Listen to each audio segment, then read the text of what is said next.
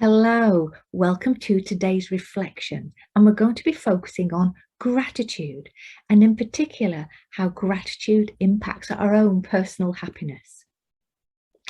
So we know from research that happiness is very much linked to gratitude. So groups of people who have been both content, who have been healthy, who've been happy, have been studied against people who have been through difficult mental fitness issues and who are even undergoing counselling. And the studies in these groups compared that when both of them did and expressed gratitude, how it impacted on their happiness. And we know that when we focus on gratitude, it builds up our mental muscles.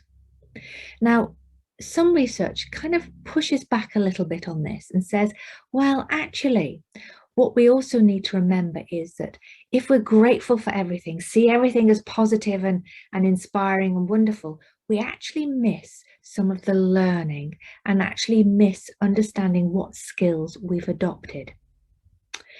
So whether you love it or loathe it, being grateful is really important and is something that we want to concentrate on.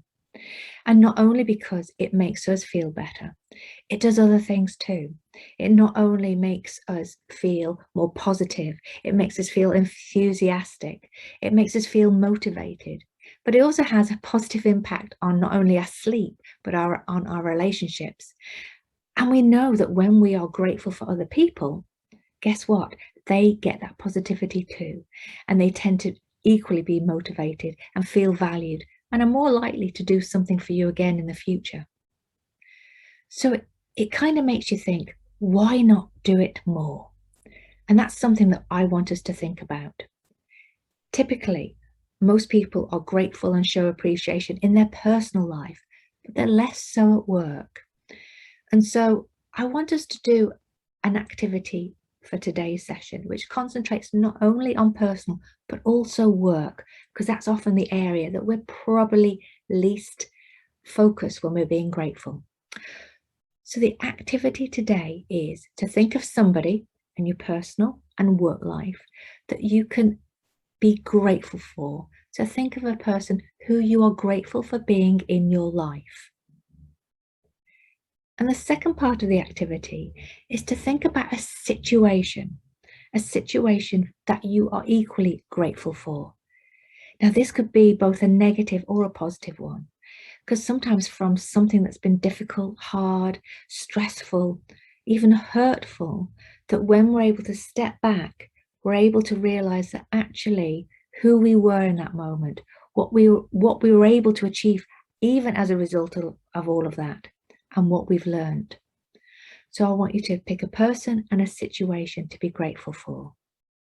And how I want you to do it is, and you've got a few options here too, how I want you to do it is write it down in a journal, something that you have that's captured your reflections. Send a thank you.